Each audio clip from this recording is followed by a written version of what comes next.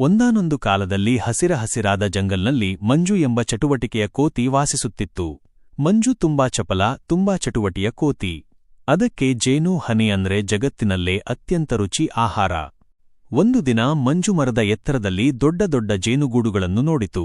ಅವನು ಉತ್ಸಾಹದಿಂದ ಕೂಗಿದ, ಇವತ್ತು ನಾನು ಜೇನು ತಿನ್ನಬೇಕು. ಯಾವುದಾದರೂ ಗೂಡು ಒಡೆದು ತರುತ್ತೇನೆ.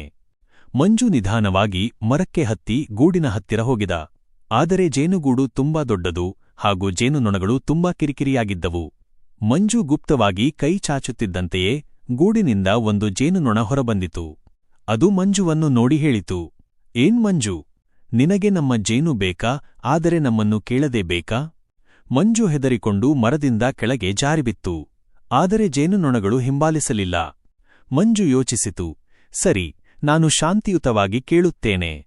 ಮಂಜು ಮತ್ತೆ ಮೇಲಕ್ಕೆ ಹೋಗಿ ಗೂಡಿನ ಹತ್ತಿರ ನಿಂತು ಜೇನುನೊಣಕ್ಕೆ ಹೇಳಿದ, ಜೇನುನೊಣ ಅಕ್ಕಂದಿರೆ, ನನಗೆ ಸ್ವಲ್ಪ ಜೇನು ಕೊಟ್ಟರೆ ತುಂಬಾ ಸಂತೋಷ.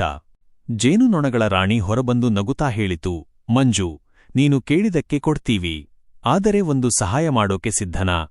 ಮಂಜು ಎದೆ ಬಡಿದು ಹೇಳಿತು, ಹೌದು, ಏನು ಬೇಕಾದರೂ ಮಾಡ್ತೀನಿ. ರಾಣಿ ಹೇಳಿತು, ನಮ್ಮ ಗೂಡಿನ ಕೆಳಗಿರುವ ದೊಡ್ಡ ಹಾವು ಯಾವಾಗಲೂ ಬರುತ್ತಿದೆ. ಅದನ್ನು ಓಡಿಸು, ನೀನು ಜೇನು ತೆಗೆದುಕೊಂಡು ಹೋಗು. ಮಂಜು ಗಾಬರಿಯಾಯಿತು, ಆದರೆ ಧೈರ್ಯ ಹಿಡಿದು ಕೆಳಕ್ಕೆ ಇಳಿದ.